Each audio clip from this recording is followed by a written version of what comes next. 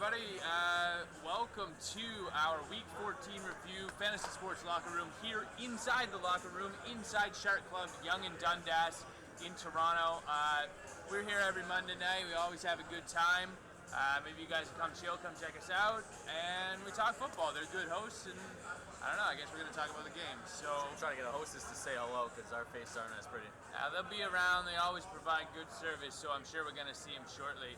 They'll tell you the wings are on special, the contests are great, and the steak sandwich on a Monday night. Yeah. Saying. That's why you're here, on right? that. Yeah, it's mushrooms, onions. Yeah, that's basically why I'm here. And the peppercorn. Yeah. You don't order peppercorn, then, you got to order peppercorn. And to watch Essen's Falcons win. And to watch the Atlanta Falcons in the frozen tundra. I know that's like a double tundra negative, but in the frozen tundra at Lambeau Field, it looks pretty icy down there. Should be for an interesting game. Extra icy, Matty Ice, got it taken care of. Don't worry about it. Well, apparently it's built for him. Apparently it's just tundra. Right. No, I know. I said it was a double froze. I get it.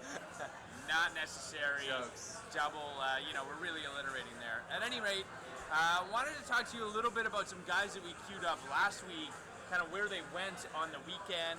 Just give our take on that, what we think about that for the rest of season value moving forward. Then we'll talk a little bit about some guys that have breakout weeks as well. Queue up Eston's waiver piece. He's always got something to say. Even 14 weeks deep into the season, there's going to be some guys that can hopefully help find you value. So, the first guy that I want to talk about is the guy I raved about all week, Jonathan Stewart. Stewart yesterday against New Orleans Saints. I had him ranked as RB number 13, Terrence Bridget and myself. Highest guys on Fantasy Pro, so the expectations weren't even that high for Stewart. He goes out there, carries 20 times for $155, scores a touchdown. Travaris Cadet's also in the end zone. What'd you think about the game from Stewart?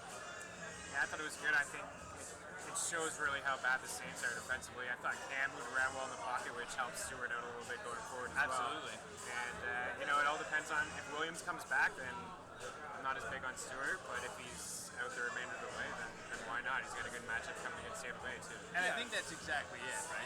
The Saints are horrible defensively, but his next three opponents are the Tampa Bay Buccaneers, the Cleveland Browns, and the Atlanta Falcons, all three equally as terrible as the Saints, really. So, I like Jonathan Stewart if he can get that same workload. The problem being that D'Angelo Williams is going to come back. And, that team just never commits to one guy or the other. That's right. They always try to use two. They're going to continue to cap each other's value the rest of the way. I could argue that there's maybe some flex value in there for Stewart if he even has, 14 to 16 touches. But for me, the biggest thing was what it says about the New Orleans Saints defense, right? I mean, Stewart's a guy who hadn't clocked 100 yards and who knows how long. He goes for $155 and a long touchdown, right? My biggest takeaway is Cam is back, baby. It's nice to see Cam Newton do well, but Yeah. I'm not gonna. I don't know. It's kind of like a I don't know if he's back or not. I don't know. It's one They game. had a great game One against great the game Saints, against and New again, Orleans. They're deflated. Now Tampa Bay, it's a nice team to go in and beat. I think you maybe keep it rolling. And that's a takeaway there for But sure. you look at the game logs, throughout Cam's career since he came in as a rookie. The last 3 weeks of the season, this guy has monster games, and he's done that throughout his career. You like to see him. We start off the year ankle injuries. He looked healthy, and that helps Jonathan Stewart. A little bit more mobile of a Cam is going to benefit Jonathan. So I like both of them against So I Tampa agree Bay. with that. If they have to respect Cam's mobility, and certainly yesterday he ran all over the Saints, sure. My question is, can he keep that going, and can Stewart keep it going? I mean, everybody runs on the Saints. We're going to come back to that a little later in the evening, but these guys have given up almost 1,000 total yards to backs over the last 4 games. So let's just be careful, even with Newton and the offensive line's performance in general. I think we got to be careful with that, but I take it as a big-time learning about the New Orleans Saints. Another guy we spent a little bit of time talking about last week was Martavis Bryant, right? He had not so good a game a week ago for the Steelers, despite a good matchup. This week, he goes up, he finds the end zone, he gets you 16 standard league fantasy points. What do you make of Bryant's game yesterday? Just said he was fast on that play on the sidelines. That's all I was doing here. He's fast. It was just without that touchdown, we're going to have the third straight game of basically nothing. Right. And that's the takeaway for me, right? He plays 24 of 73 snaps, doesn't get a lot of time out there. Marcus Wheaton plays much more than him for the second week in a row. Now, it so happens that Bryant had 6 targets. He had double that of Marcus Wheaton, but I just, again, you almost had a goose egg. Yeah. So, Mike, you and I were talking about this in your lineup next week before we came on the air, right? Yeah. Yeah, and with Martavis, he's one of the most puzzling guys when you're thinking about starting or sitting in the league right now. I mean, it's either a goose egg or you're getting 18, 20 points. And what we talked about, I mean, if you're looking at your lineup and you see a lot of safeness, you got a lot of good receivers that might get you 10 points, start Martavis Bryant and hoping for that home run. And you look at the matchup. I mean, you get the Atlanta Falcons next week. I like that matchup. Falcons get burned in the secondary, so I'm going to go with Martavis Bryant and plug him in there and hoping for that home run, because even as he continues to be boomer bust, but we keep seeing the red zone targets. Those are still there, so I mean, I like going for that home run threat. And so he looked fast. He looked fast. He was super fast catching up to that ball. First he gets the separation, then he sees that the ball is thrown a little bit too deep, and he he turns on the jets, and he's out there after the ball, makes it a 94-yard touchdown. It's a great long play, and that's the type of high-leverage play that you're going to really enjoy, obviously, if you're a fantasy owner of Bryant. Really, it depends on your rest of roster composition. I was in a situation playing in a league with you. Guys, this is Alex saying hi. Wow, you just walked yourself right into the broadcast. You're about to get asked a question. First question, how you doing tonight? Good. Yeah, you all right? Yeah. All right, so How guys, are you? chilling, just talking a little football, enjoying our Monday night. You new? Yeah, nice to see you. No, Are you new? No? You've been here all the time? Yeah. He's usually a little more presentable. Yeah. What the heck? It's like different. That's why he's off. He's off stage right now. This is Eston. Alex, Eston. Alex works here at Shark Club Young and Dundas, where tonight is Monday Night Football, which means what's on special? Which means wings. We love them. Salt and pepper? Yeah. Yeah, it's my favorite. And we're selling the calendars, so come get them for $20. It goes to breast cancer. Beautiful women like Alex selling calendars for a good cause down here. Come support the charity. Nothing like a sales pitch like that. Thanks very much. Okay, have a good night. All right. She had a product to hawk. I couldn't figure out why she was so interested to come and talk. She had a product to hawk. Oh, baby. At any rate, back to the point about Bryant. I think he's a hard guy to start if you're a favorite, and he's a hard guy to start if you have other high variance players in your lineup. If you're an underdog and you need a 30-point game out of a guy, he's a guy who can go and deliver that for you with a couple of big plays. So I'll get behind Bryant in that type of a scenario. But if I'm trying to decide between a Bryant, maybe even a Marquise Lee, a Dante Moncrief type, it's hard to start 2 of those guys in your lineup because they could all go goose egg, right? Yeah, it's similar to what we've seen all week from Latavius Bryant. Week 14 is no different. He's touchdown or bust. And just, it was a 90-yard touchdown instead of a 10, 20-yard touchdown week 14. And that's the difference. They're a little more unreliable than 10 and 20-yard touchdowns are. So I don't think it changed anything for me. Obviously, I'm going to start him against the Atlanta Falcons. This just goes to show how much of a question mark he is. I actually started Pierre Garçon over him yesterday. It worked out. I mean, I know that Bryant had the bigger day, but starting Garçon wasn't such a bad call. I thought it was going to be the Jordan Reed show there, and finally they brought Garçon on. Now, this is not a note that I wrote down for the broadcast, but it is something you'll see in my touches and targets piece later this week.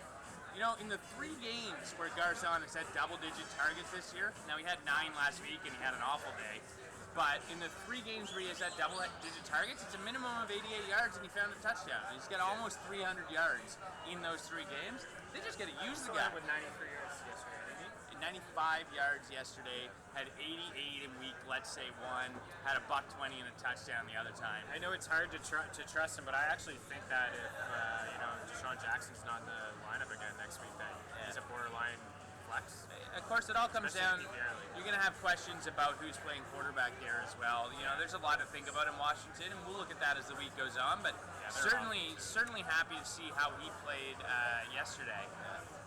Thank you, Eston. So Another guy that we spoke about last week, I alluded to him in my last comment, was Marquise Lee. I gave myself props when I ranked Jonathan Stewart really high. I'm going to have to give myself a bit of a knockdown. I had Marquise Lee as the 32nd wide receiver in my ranks this week. Had him right around there too. I was big on him as well. So mine was, I think, the highest on Fantasy Bros, or certainly among the highest. But what's not to like? It was still a productive game, and even I'm sure there was guys ahead of him that had worse days than Marquise Lee. Absolutely, and that's kind of where I was going to go with it. It's interesting, the team got away from him a bit in the second half. Yeah. They really went towards Alan Hearns. Hearns had 7 targets in the second half of his 10. Lee had 1 of his 7. Still, Lee was the most productive Jaguars receiver yesterday. Most catches, most yards, all around a pretty good day. I like him next week coming into a matchup against Baltimore just as much as I liked him against Houston. We saw the Ravens shut down Miami yesterday, but I really think, of course, that has to do with Ryan Tannehill not throwing the ball deep. They're going to take some shots to lead. Do you like him next week? Do you start him? Yeah. I would start him over a guy like Mike Wallace going into New England. That's a great point. Wallace hasn't hit 100 yards yet this year. Hasn't hit 100 yards. He's had a hard time topping 60 lately, and it's just because they're not taking shots. Tannehill threw 1 ball over 20 yards yesterday. He can throw deep. He can't. They're wise not to make him throw deep. They just don't throw deep. So you got to know that because he can't do it. Yeah, no, you're right. I'm just saying, it's not like he's failing at doing it right now. They're just taking it out of the book entirely, which makes Wallace another touchdown dependent guy without the upside of Martavis Bryant. So I'm away for him right now. Jarvis Landry had 6 catches yesterday. So yeah, I like him too. I like him too. He's obviously the best option underneath. Go again, Mike Wallace too. We saw what happened to Keenan Allen, and we recommended. I was all about that last week. Do not start Keenan Allen. Revis Island is just a G. And he's wasted his time with Wallace. He covered him in the first game, actually, and what it's worth, he covered him exclusively almost in the first game, the opening game of the season, and Wallace had a decent day. He scored a touchdown. He had 60, 70, 80 yards. I think he had a Revis pretty has good gone day. stronger as the season gone on. That's where I was going to go. Yeah, sorry. And he's hey, I talk a lot, so I appreciate it. Revis has only had, 2 targets yesterday. I thought it was 1. They only tried Keenan Allen twice, I know that, so let's say it was 2 targets. He's only faced 64 balls this season, so if we can assume that he spends his time on Mike Wallace, 1, maybe a good day for Jarvis Landry, 2, I'm not touching Wallace with a 20-foot pole. He's playing good ball right now. If it wasn't for J.J. Watt this year, Drew Williams would be getting a lot more attention For defensive play, but I'd like somebody to just throw at Revis, though. They don't even throw at him. It's like they don't even try. Yeah, I'm with you on Marquise Lee though. Baltimore, we've seen them be, we've seen them stop the run a little more weaker against the pass. So Marquise Lee is definitely a decent play, in my opinion. All right. So we're still on Lee. He'll probably come in for me somewhere between 35 and 40 in my ranks next week. I like him against Baltimore. Another guy we talked about last week was Odell Beckham. There's not much here to say anymore, right? 15 targets, 11 catches, 130 yards, and he's great. There's one play where Manning actually threw at Sherman a bunch of times, and Odell ended up burning him twice. I'm talking about people not throwing at Revis and guys throwing at back in the It was a couple weeks ago. I know. All right, just making sure you're not still stuck in that game. glorious. They actually went to him a fair bit. What, in that game? In that game. Yeah, absolutely. Yeah. So 15 targets yesterday. I mean, he's becoming the entire offense there for them, at least in the passing game. And Ruben Randall had 3 done. I'm not interested. I'm going to ride that Odell Beckham wave the rest of the season. He's got Washington's secondary up next, which is a real treat, and Atlanta to follow that. So I think you can see 2 really big games from Beckham the rest of the way. You don't need us telling you that he's somebody to sit or start in your lineup every week. What I will tell you is that Ruben Randall's the guy probably to sit right now. Even in those good matchups, they're just not putting the ball his way. Preston Parker had 6 targets yesterday. Even Larry Donnell too. I'm not interested in him either. Donnell gets so much work. It's hard to say no, but he hasn't done anything with it. Yeah. It's just Odell Beckham's the man there. That's all. Rashad, I wouldn't look into Andre Williams big day either. We're going against a Titans defense that's weak against the run, and Rashad Jennings was definitely limited. So I agree with that 100%. They said that they were gonna let Jennings ease his way into the lineup coming off his injury, and then Williams just got running and they didn't need him. that says something to me again, much like Stewart says something to me about the Tennessee Titans defense. This is a Titans D that hasn't stopped anybody all year. They're a top 5 running back defense. And you know who plays them next week? So I'm gonna get there. We had this discussion actually. We had a podcast, Fantasy Sports Network, about Titans D and how I wouldn't mind playing them in the final 2 weeks. This is the first time that They you've got let 8 me points host with yesterday you in the here. preseason. It's gonna be great. I was rolling the segue. I've never hosted with you like in the audience. You know, with you with me. Just hang on. I want to talk DM too. Tells me something about the Tennessee Titans defense. Andre Williams runs all over them yesterday. 7 yards a carry. He's only averaged more than 4 once this season. That's not Andre Williams doing that job. It's Tennessee's defense doing that job. Who do they play next week? The New York Football Jets. And who's on them? And big revenge game. I'm going to give Mike credit. Mike pointed out last week. He saw this coming. Take it. That's a revenge. The problem is, there is 2 backs there. There is Chris Ivory, there's Chris Johnson, but start them both. Chris Johnson, the revenge. I've been on it all week. I mean, he has that matchup circled on the calendar. Do you know how many carries he's had inside the 10 this year? I would say Probably not many. Chris Johnson, yeah. It's okay. I just see, I just see the team. Rex Ryan's a guy. He rewards his players. And the season's over. Yeah. I don't always buy revenge games. We just pointed out that Trent Richardson failed in one I thought he would, yesterday. Especially Harvin succeeded with Geno Smith throwing the ball. There you go. That's something. That's something. I don't always buy it. I buy motivation for sure. And if anybody's going to build motivation into a matchup with a team that's burned him, it's Chris Johnson. Now, you mentioned Chris Ivory. He's taking a ton of the goal line work. The last 2 weeks, they've had pretty even number of carries. Chris Johnson actually had 18 touches to 17 for Ivory yesterday, even though Ivory outproduced him. But I think this week against Tennessee, they're both usable. Yeah. And I might even rank Ivory higher, but just for the fun of discussing it, motivation in this game, he still has burst, and Tennessee's season is over as well. I think they run all over them. This They're year's both been RB2s, okay? This year's been a write-off for CJ. He has 33 carries in his last 2 games combined, and you know what? This is his Super Bowl. He's not playing for the Jets. They suck. He wants this game. He wants to score. It's been a write-off for him for several times against Titans. Yeah, I agree. It hasn't been a good year. But he's he was a getting top more, 10 he's running back getting better in the last last year, 2 weeks. and he's building up. Absolutely. They've given him 13 carries. They ran 73 snaps yesterday. That's why you saw Geno throw it a bit more.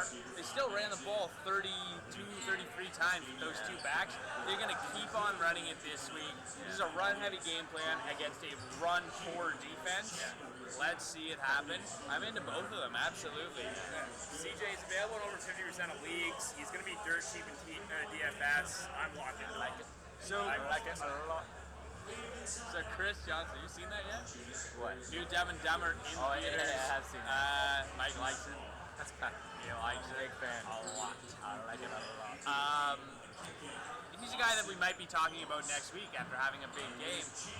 Another guy I want to ask you about, are we going to be here talking about Johnny Manziel?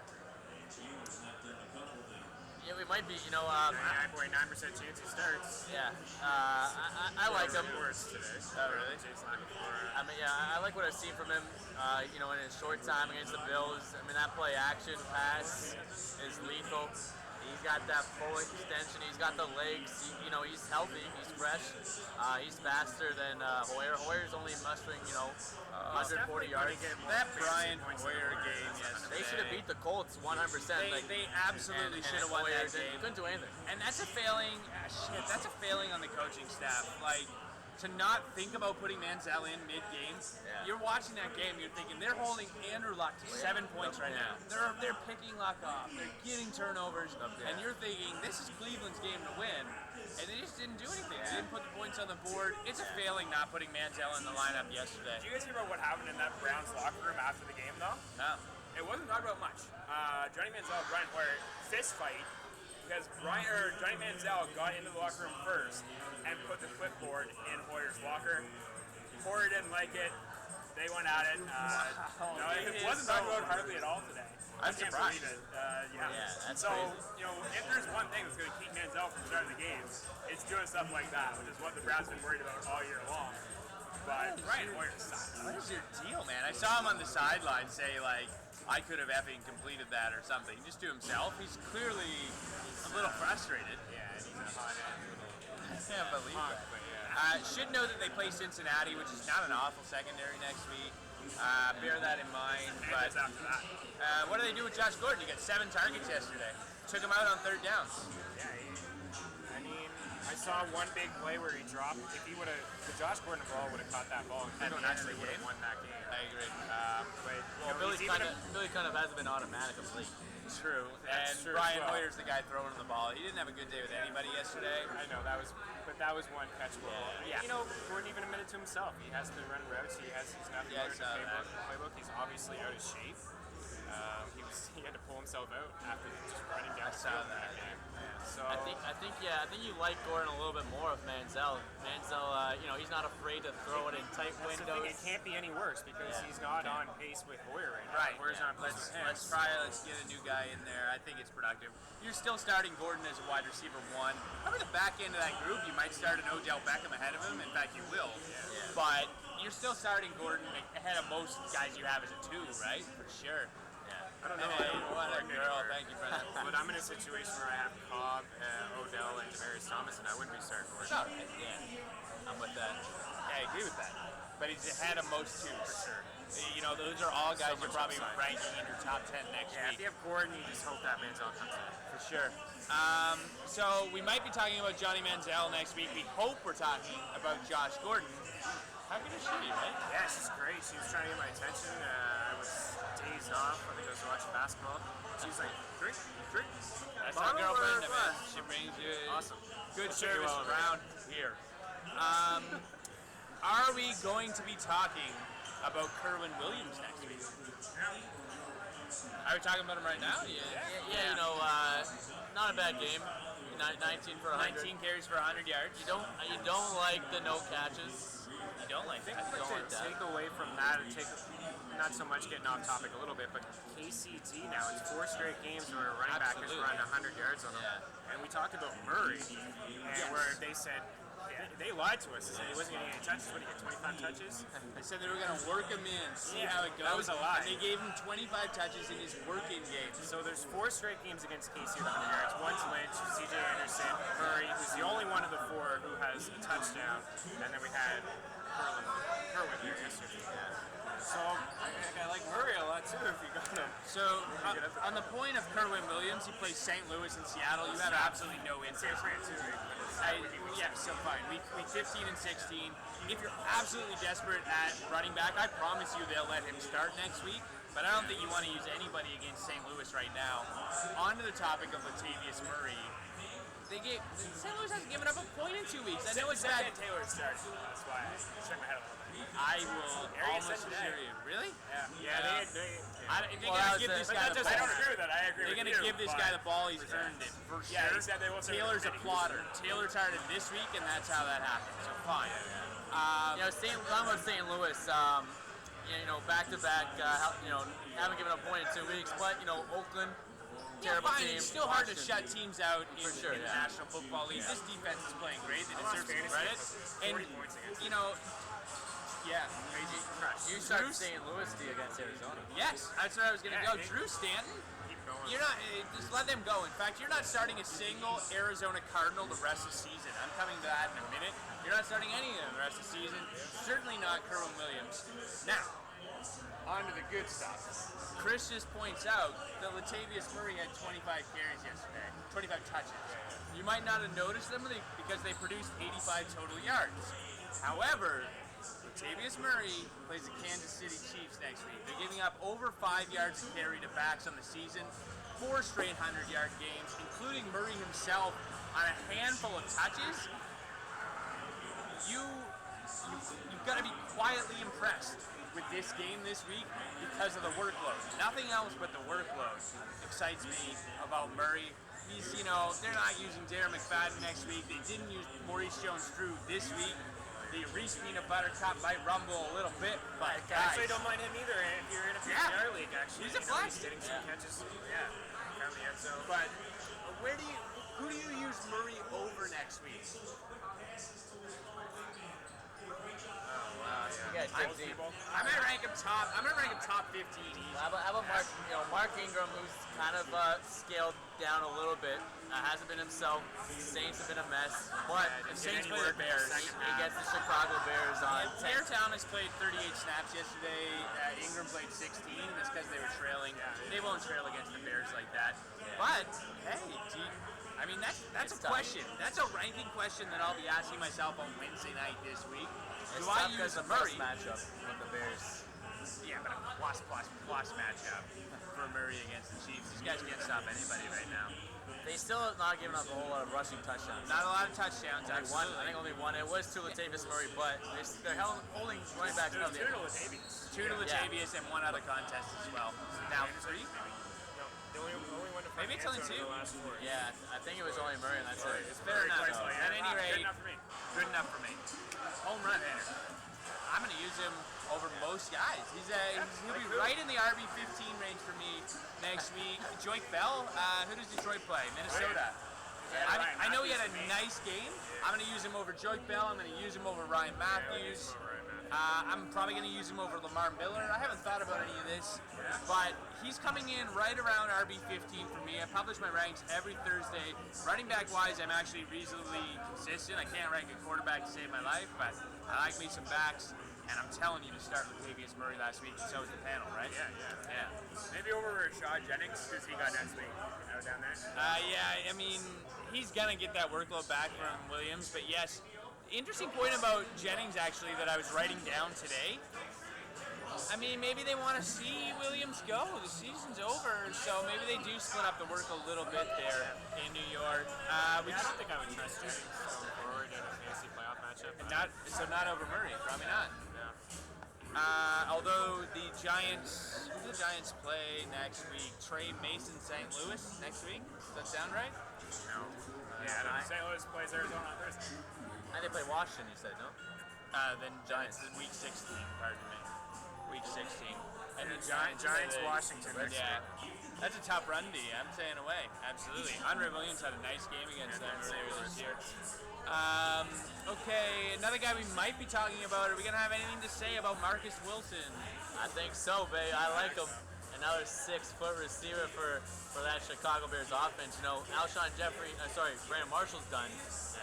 So I think you like that, you know. The Saints. You know, they're playing the Saints, right? I think we're definitely going to be talking about them. I guess we might not be because it's a Monday, right?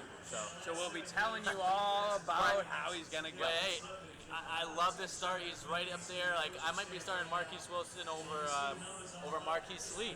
I love that Bears. Now, Jay Cut's throwing it. You know, the Saints, they can't stop anybody. Cutler's throwing it. Let's take a minute to give some credit to Jay Cutler Hey, and his 5 wins this season. 27 fantasy points You're gonna last week. blame the loss? No, I'm not. Everybody is, and the defense is awful, and that's kind of pissing me off. He does lead the team in the NFL in turnovers, mind you. Yes. That's expected. It is. That's it. You take I love what it. you get there, and you need a defense to stop him. 4 picks, 4 new The one thing I want to caution everybody with Wilson is that he played 62 of 70 snaps last week after the Marshall injury. He has 5 targets in that game. He only catches 2 balls, and he looked bad. Now, he looked open.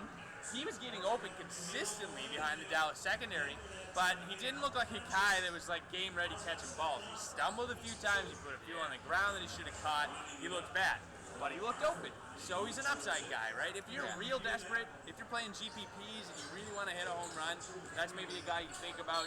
He's going to be hard to start over a Marquise Lee type for me because he's going to get consistent targets against a bad defense. Somebody we were pretty excited about before we started the season, right? Yeah. Oh, I was excited about and he missed 10, 11, 12 games, right? Absolutely. There are probably some nerves and pressure there too. You For know, this sure. guy is first real action, second-year player. He's got to replace Brandon Marshall. Tough to do.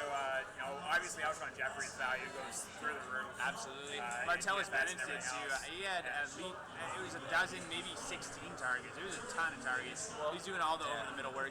Matt Forte is the guy you want next week against New Orleans, though. We talked about it a little bit. We talked about it a little bit. You know, I do think Jeffries.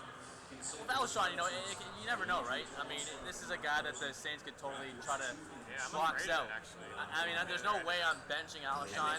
He should have a great game, but there's this, you know, you never know. There's a chance that they could just He's going to see double a team ton him. of work, John. I think regardless of double team, Jay Cutler, Brett Favre mentality, he'll go in there. That's He'll why I put it love up. me some Yeah, Jay Cuts. I'm just a little nervous, but I do own Jeffrey. And I mean, I was on a bye and I didn't even want him to play. And now without Marshall there, I'm a little bit worried that he's kind of hurt. He's playing hurt. Jeffrey, that is. That's why you like Wilson. That's why you like Wilson. That's why you like Wilson too. You know, because you know, if they're losing, you know, I don't know why. Sneaky, a real nice sneaky play next week. He is. I just really wish I saw him catch the ball. I agree with you. It's a risky play, but it's an upside play. He's a GPP play, absolutely. He'll be probably minimum price. Give him a look. Another guy from that Thursday night game. You want to talk about him? Last Thursday? Oh, hashtag save the bees. Cole Beasley. What a game. Do you know what Save the Bees is? No. It's a thing. You guys don't know it. You probably do. It's a pretty big thing. It's a movement to save the bees. Yeah, you gotta save the bees. dying. Bees are dying. Record Save rates. bees. Yeah, actually, I think I might have heard something. Save pesticides. You know, it's a graffiti movement. It's all over the place. But I'll see to save Cole Beasley. I don't know how excited I am about him, to be honest. I just like the hashtag. You know what though? Hey, And here's my question. He's buzzing. We have some buzz. Romo's looking his way more than Williams. Romo's looking his way more than Williams, which is kind of where I wanted to go with this. He's going to be hard to trust. He only had 3 targets last week, but what I loved was all 3 of them were inside the red-ish zone. He scored a 24-yard touchdown, he scored a short touchdown, and he had one that he should have got in on. Almost had 3 scores. He's looking the little guy's way inside the red zone. What I really noticed from that game is Chicago did 3 things, basically 2 things. Run the ball, Murray, Dez. Murray, Dez. Murray, Dez. Oh wait, third and a little bit, wait. And then that was it. And then they had Beasley on those 2 little plays. I think Dallas is going to try to do that again to Philadelphia and try to. They know that that's their strong point. I think they're going to After how it went the last week, they're just going to have That's what that's their strong suit. That's what they got to do. And if they're going to be Philly, they can't. You know, they can't start losing games, so they need to run. But the thing I like Beasley against Philadelphia. Because, you know, Dez does get some, you know, double attention there against the Eagles. Even last week, you know, Beasley made a couple plays that Thanksgiving Thursday against the Eagles. Running those underneath routes, on those 3rd and 3s, Cole Beasley is definitely a prime target. And more so than Terrence Williams. He's got a finger injury and he just hasn't been looked at. I mean, you guys knew this long ago. You weren't using him, but the problem is, I think the problem with Beasley is there's a ton of guys with high upside that you're gonna want over him. Like a guy C over here. One of those guys. Are we going to be talking about him next week? Dante Moncrief. It might, man, Magic could be shut down. Yeah, and that's the key. I mean, I love Moncrief. I'm going to retire, right? That'll be tough to shut him down. It'll be tough to take him out. I'm getting kind of fed up with these Indianapolis Colts not giving him more playing time. But I think if Reggie Wayne, you know, he's battling a torn triceps, he's battling elbow injuries. I don't think he plays. He might, you know, they should definitely sit him. I don't think he plays against the Houston Texans. It's a great matchup. It's a great passing matchup. Yeah. One thing with all these rookies too, I like if they are on home, you know, not as much pressure on the road. They're more comfortable, especially in the dome. Dante Moncrief against the Houston Texans. I think it's a wonderful matchup. He outsnapped Knicks by a long shot. Yeah, But what is 15 to Beasley? He only got 4 targets on like 53 passes. Yeah, you know. Yeah, that's right. And he only had 4 the week before as well. 19 to Ty. That was crazy. Yeah. And you know what? On that touchdown where T.Y. Hilton goes up, changes his body position midair, makes the catch, jukes a guy, goes in. You say that's why a guy like that gets 19 targets on a day where Reggie Wayne, 36 years old, dealing with some injuries, drops 3 balls on 8 targets. You see why a guy like Hilton gets all those targets for sure, which is gonna, you know, it's gonna cap Moncrief's upside the rest of the way. Absolutely. Yeah. The main problem with Moncrief too is Pep Hamilton. He loves to run the double tight end sets, and Dwayne Allen just returned, so we didn't see that a couple weeks ago. So they're only doing two receivers and 2 tight ends. So it was Reggie Wayne and Ty. But if there's no Reggie Wayne, that's the key. If no Reggie Wayne, I think Moncrief's almost a must start against the Texans secondary that was giving up second most fantasy points to If receivers. there's no Reggie, I roll with him absolutely. If there is still a Reggie in the picture, you worry about how the targets get distributed. Absolutely. So here's a question. No Reggie Wayne next week. Marcus Wilson, I'm going to know the answer to that one, but Marcus Wilson, Martavis Bryant, and give me Charles Johnson, who we're going to come to in one more minute, who had a nice day yesterday, or Dante Moncrief. Pick one. Go. Moncrief. That'd be Johnson. Bryant. Yeah, I go with Moncrief. There you go. Direct message from the panel. Dante Moncrief is the guy you go with. Chris, you'd go Charles Johnson. Why's that? I've seen more from him over the past 4 weeks now than I've seen from Moncrief. I understand he had that big game, but again, 4 targets. You know what you like? Well, the one thing we didn't mention too, the one game Reggie Wayne missed, Moncrief had 7 catches, 113 yards, and a touchdown. Huge point. So Great point. I'm more excited about Moncrief But long term and I agree obviously with that. future and everything. All Now, that's Charles Johnson. Yeah, Charles Johnson, great play though. What I like most about Charles Johnson compared to these other guys, we talked about it with Brian. He played limited snaps. We talk about it with Moncrief. He's right now the third option. We'll see how it goes. Charles Johnson has missed 3 snaps the last 3 weeks. Like, he is that offense. He implemented him in the Madden game. Did you hear about that? No. He implemented his playbook, Teddy? Teddy, Yeah. so he could learn it. He was playing Madden all week. Oh baby, I love it. Teddy football, baby. And hey, his pal Norval Turner likes that approach. Norv says he now owns the offense. He's got to just step up and take charge. And the guy who's going to take charge through is probably Charles Johnson. But Charles Johnson has a Detroit secondary that's been pretty strong and a Lions pass rush that's been excellent this season. And then he's got Miami to close the season. So he's going to be a hard guy to trust. Miami lost Louis Delmas this week, but they're still a pretty good secondary. They've controlled wide receivers all year. 2 tough matchups. That for me is why I'm not into him. Long term, I want to see where this guy goes. Yeah, Moncrief that's Miami to close the fantasy season for Bridgewater and Charles Johnson. For people in 17-week leagues, which are weird, first of all, get out of those leagues. But it's the Chicago Bears from week 17. As a stream option, I love Teddy Bridgewater that week if you're in those. Particularly because Minnesota's going to let those guys go to see what they do. That's a great guy to start in week 17 with a nice matchup, and he's going to play every snap, 100%. If you're in a 17-week league and you've got Aaron Rodgers, quit the league and start Teddy Bridgewater, depending on how that playoff situation checks out. They're probably going to the opposite order, probably. Start Teddy Bridgewater and then quit. I guess. You want to win it. I'm not even sure. I'm gonna go But yeah, fine. I was gonna say Cash on the line. Yeah, Detroit's a secondary that I'm not totally afraid of. It's such a strong run defense, so you're not gonna have much running success, especially a Vikings team that doesn't have a strong running back. You assume that you're gonna have to rely on Teddy Bridgewater's arm against Detroit.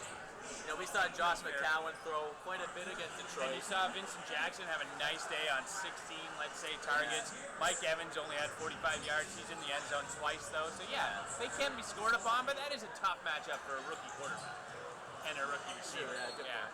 Hear about Kamar Aiken? Torrey Smith doesn't play? Kind of. Eston doesn't. We talked about this We're today. talking about daily plays and cheap guys. I mean, yeah, so he was all involved last week when Torrey Smith was out of the game. He was the last target last week, catches it, rolls out of bounds, doesn't get out, ta-da. And then this week he has 6 catches, 65 yards, and a touchdown, right? I mean, you're curious. I know who Baltimore plays. It's Jacksonville. They play the Jags next week. There's going to be some points put up. I mean, all right. And then Houston. And then Houston, some matchups, It but all depends on Torrey. Torrey looks actually a little shaky. yeah, well, his knee swelled up before the game, so it's going to be another game time call. Yeah, I'll give you in a guaranteed league, in a GPP, I'll give you Kamara thing Aiken, is, but it's there's so much upside. Yeah. We've already talked about that. It's not with Aiken. It's not. No, the thing is, if you're in a playoff situation, you're not going to. You're probably really not looking at the waiver wire right now and trying to grab somebody to start. No. Now, if you are, who is it? Anybody we didn't talk about? Excellent. Other men, guys. We covered all the big games from yesterday, and to your point, Chris, there's not a lot out there. John Stewart. I pick up a Joseph Randall or Niall Davis if Ahead of Thompson. a lot of these guys, Thompson too, CJ Anderson. Thompson's I a good couldn't one. believe what was going on with CJ. Did you watch the game yesterday? 4 separate times he had to be helped off the field to limp off, and they're still playing this guy. It was Thompson had a 64-yard run, the longest run they had all year, and I get he was tired. They bring in Anderson, he limps all the way to the huddle, limps in the end zone, limps off, gets the touchdown. Like, I would actually go ahead and grab him because he can help you long term. Thompson, he's a guy that I could almost Denver, San Diego. San Diego next week. Then. Yeah. The thing was, Juwan Thompson, I think he should be right there at the top of the waiver ad. I think he's owned it a decent amount, but C.J. Anderson, that's something you want to pay close attention to because, like you said, he had to be helped off quite a few times. Peyton Manning is handing the ball off a whole lot right now. I don't mind starting Juwan Thompson if you're desperate. There's a couple bad plays. Shane Vereen is just a complete mess. He's droppable. So that might be a move where you make when you really have to get a Kerwin Williams, right? Yeah. Like let's say you're starting Shane Vereen right now. Hopefully you figured this out a while ago. But you're not expecting much out of Williams this week, and still, you probably want to add him in his 20 carries, 15 to 20 carries. Just in case. Yeah. Speaking of that, if you're watching tonight, James Starks, let's go get him and see what happens. We hope Eddie Lacy comes through the game just fine. I like what he's going to do in the snow in Green Bay. But, hey, if you got room, let's go add James Starks, put him on there, or Devontae Freeman, and in advance of a matchup with the New Orleans Saints in Week 16. That's what Basically, it's just safety. If you have Jordy Nelson, this guy pulls a hammy tonight, all of a sudden you have Devontae Adams. Love it. And you're loving it the rest of the way. He becomes a viable option. Quickly back to Denver, San Diego. That's next week. But Julius Thomas, active, doesn't play a snap. You think that he'll play against San Diego next week after having a third week off. Are you starting Julius Thomas? Yeah, I'm starting him against San Diego. I'm not afraid of that Chargers defense. And if I own Julius Thomas or Travis Kelce? Kelce. Fleener too. We should talk about Fleener. Still had 10 targets? He did, but Allen played only like 30 snaps. I'm not sure of the number. That number will come up next week. I think that Fleener's number comes down when Allen's number goes up. So I probably start Thomas over most guys next week and just assume if you own him, you probably don't own a good backup tight end, right? You probably own a Kyle Rudolph type. 3 targets, 2 targets, nothing yesterday. In that event where you are a Julius Thomas owner and you're not as confident as John is that he's going to be there and perform well, look at Michael Rivera. This guy's completely available. He is really the focal point of that passing offense in Oakland and putting up huge numbers. And he might be available too because he had 3 games of 20 targets and then he went invisible for 2 weeks. And yesterday was where he had, I think, 11 targets, 100 yards, and a touchdown. Jordan Cameron returned too. Jordan Cameron came back. He might be out there, and he went 5 targets, 4 catches, 40 yards. It was actually the most of Eddie Brown yesterday because Brian Hoyer was off. Before I move on, do we think that anybody out there watching is more generally worried about the Denver passing game? Because it was bad yesterday, so are people concerned? I'm not. I think people are. Chances are too. You might have lost your matchup if you had Manning or Demaryius Thomas. You're probably out. Thomas snapping Manning 5. Those people aren't too concerned going forward. 11 in the other day, Breeze yes. got 14 for me. You guys are worried. You're certain, but there's nothing you can do about it. You got Thomas, you got Sanders, you're rolling them out. And the point Sanders we talked about a couple weeks ago too. If he misses time, go out, grab Cody Latimer. For Johnny Manziel. Hey, Walker got targeted heavily yesterday. Nobody in that offense did very much. I was about to say, if you're buying the narrative, and I know we've talked about it before, Mike, about cold weather games with Peyton Manning. If you're buying that narrative, they do play San Diego next week, and then they go to Central Ohio, play Cincinnati, I'm pretty sure. It's not that challenging for Denver the rest of the way in terms of weather. So if you got freaked out by this week's game, and if you're buying that narrative, hey, you should. He threw some ducks. But if it's cold weather you're worried about, they've got a couple of decent matchups weather-wise the rest of the way. And you dance with him, he got you here, right? I actually thought it was being pretty smart to trade Manning and get Breeze. It turned out they both just suck this week. Breeze has had a pretty rough year. Even the home field advantage is doing nothing for him. We've covered this throughout the broadcast, but I made a couple of closing notes. Start your RBs, whoever they are, against New Orleans. Start your running backs, whoever they are, against Tennessee. Go ahead and start them all against New York, even though Tennessee didn't do anything against the Giants this week. Your wide receivers, don't start them against Seattle. or Darrelle Revis. And Seattle. Start them against Houston. Start them against Baltimore. Enjoy those matchups. Are you going to start a single Arizona Cardinal the rest of the season? If you're desperate, John start with Brown. Williams. If you're desperate. John Brown, 4 targets, no catches yesterday. Fake John Brown, 3 and a touchdown. Larry Fitzgerald, 9 and 4 catches. Michael Floyd, decent game. I don't trust Drew Stanton against St. Louis or Seattle as far as I can throw him. I would get a Joseph Randall before a Kerwin, just in case. Just for upside. It really depends on what you need. If you were an Andre Ellington owner and you hadn't backed it up before now, you probably go ahead and you go get Kerwin Williams. San Francisco, are you starting any 49ers the rest of the way? They got Seattle Colin next week, so Kaepernick I haven't started is a Crabtree in weeks. freaking chump. You see that article? We had it up today. CO Moore Instagram. Nobody?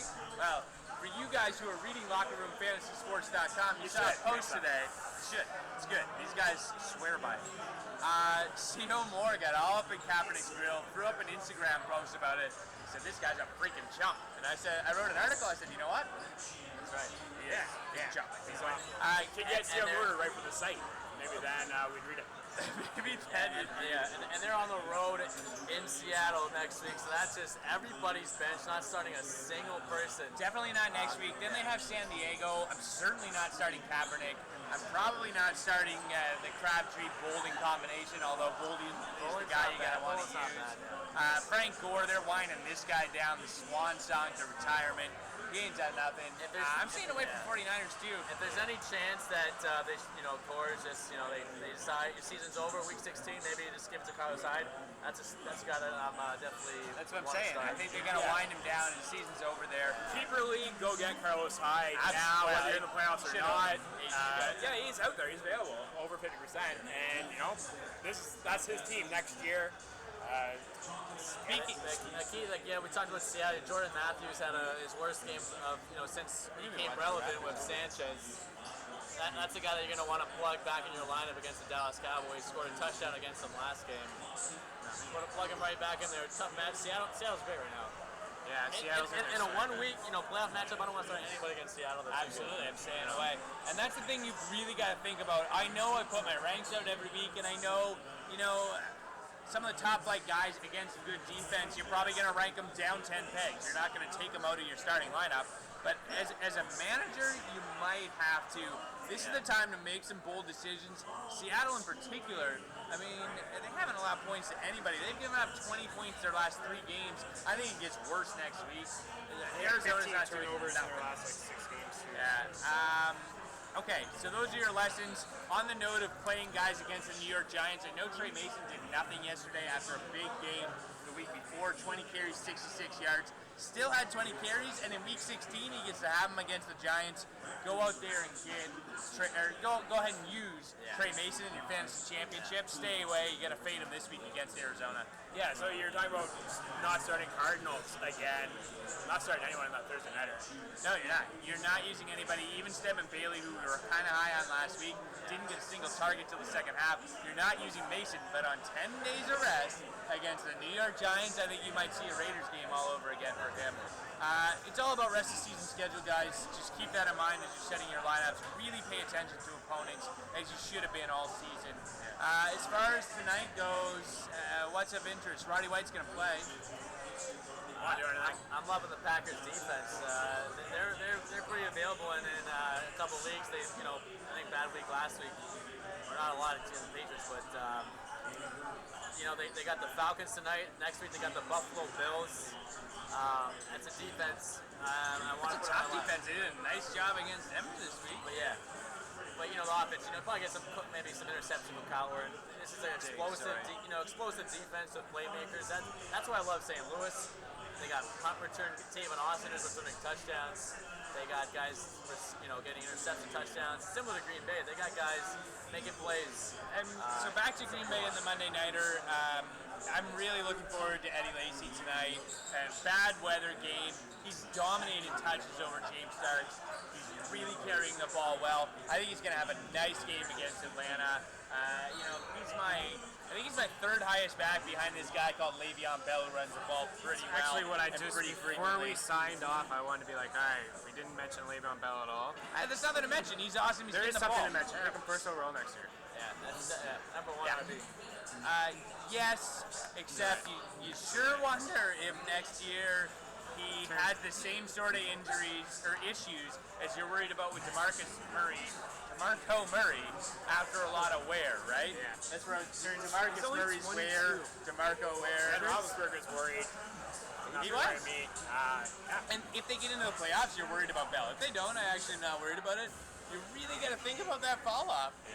But yes, It's number so one amazing back what he's right what now. he's done Zero RB. as a 22-year-old, and 3 straight games of over He's 200. playing every yards. snap, 29 carries minimum, 200 yards in 3 straight games. Guy's a G. He's a G. Is that it? That's a goodbye? That's a good one. Enjoy your Le'Veon Bell championship rock, baby. weekends, everybody. Ride him the rest of the way. Use your Packers. Keep an eye on your Falcons. Remember them against the New Orleans Saints, but you're not too excited tonight. That's it. Good night, everybody.